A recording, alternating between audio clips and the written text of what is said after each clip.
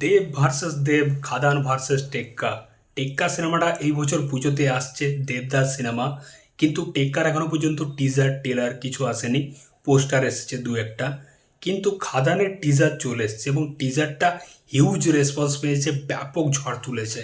মানে প্রত্যেকটা দর্শক টিজারটা কিন্তু ভালোবেসেছে এবং টিজারটা হয়েওছে ব্যাপক, সত্যি বলতে। তো টেক্কার এখনো পর্যন্ত কিচ্ছু আসেনি টিজার টেলার, যেটা এই পুজোতেই আসবে।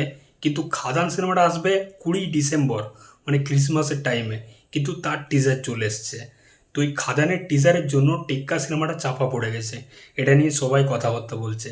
এবং খাদানের টিজারটা মানে খাদানের প্রমোশন দেব কেন এখন থেকে শুরু করে দিল, এটাও নিয়ে কথা হচ্ছে। দেখুন, খাদান সিনেমাটা হচ্ছে একটা বড় বাজেটের সিনেমা। এই সিনেমার যা বাজেট শোনা যাচ্ছে, প্রায় 7 থেকে 7.5 কোটির মতো বাজেট এই সিনেমার, যেটা একটা মানে ইনসাইডার আপডেট থেকে বুঝতে পারা যাচ্ছে। তো খাদান একটা বড় বাজেটের সিনেমা, মাস অ্যাকশন সিনেমা, এবং দেব অনেকদিন পর মাস অ্যাকশন সিনেমায় ফিরছে। এবং দেবের লাস্ট কয়েক বছর ধরে যে টার্গেট অডিয়েন্সটা আছে, যারা টনিক, প্রজাপতি, সাঁঝবাতি, প্রধানের মতো সিনেমা দেখেছে, তারা কিন্তু খাদান দেখতে আসবে না। সেই যে হিউজ একটা অডিয়েন্স, তারা কিন্তু দেখতে আসবে না। এবং এই যে ক্রিসমাসের টাইমটা, এই টাইমে কিন্তু টনিক, প্রজাপতি, প্রধান, তিনটা হ্যাট্রিক সুপার ব্লকবাস্টার সিনেমা এসছে দেবের। এবং সেই যে অডিয়েন্সটা, সেই অডিয়েন্সটা কিন্তু ফ্যামিলি অডিয়েন্স। তারা কিন্তু খাদানের অডিয়েন্স না, তারা কিন্তু মাস অ্যাকশন সিনেমার অডিয়েন্স না। তাই দেব এখন থেকে প্রমোশন শুরু করছে এবং সেই অডিয়েন্সটাকে কনভিন্স করছে, তাদেরকে এখন থেকে প্রিপেয়ার করছে যে এই সিনেমাটার মধ্যেও সেই পোটেনশিয়ালটা আছে, সেই ব্যাপারটা আছে, তোমরা অবশ্যই এই সিনেমাটা দেখতে পারো।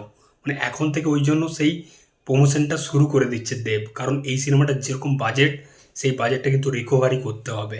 এবং বাংলা সিনেমার যেরকম অবস্থা, মানে আমরা দেখতে পাচ্ছি, মানে প্রায় একটা বছরের শেষের দিকে হয়ে আসছে, এখনও পর্যন্ত কোনো সিনেমা যেরকম সুপার ব্লকবাস্টার বা একটা ব্লকবাস্টার সুপারহিট হয়েছে সেরকম কিন্তু না। শুধুমাত্র অযোগ্য সিনেমাটা বা দু একটা সিনেমা, হয়তো জিদ্দার বুমেরাংটা চলেছে, মানে এইরকম আর কি, হাতে গোনা দু একটা।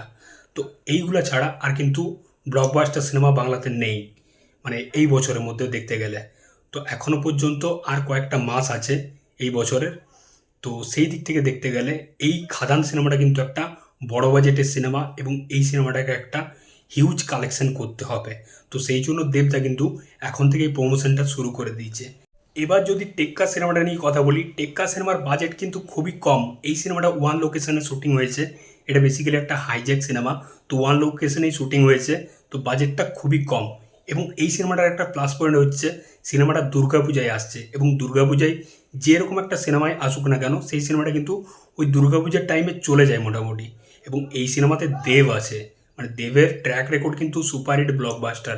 তার একটা ফ্যান ফলোয়িং আছে, তার একটা অডিয়েন্স আছে।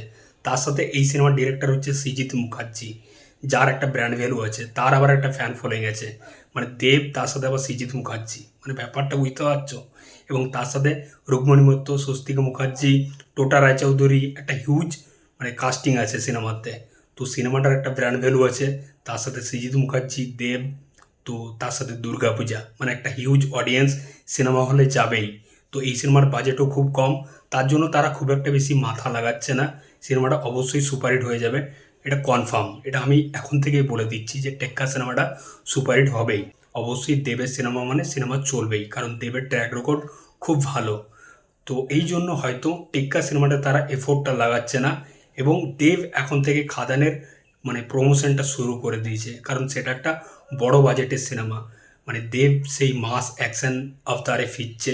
তো সেই অডিয়েন্সটা কিন্তু দেবের এখন নেই, যে অডিয়েন্সটা 2016-2015 সালে ছিল দেবের, সেই মাস অ্যাকশন অডিয়েন্সটা, সেটা কিন্তু এখন আর নেই।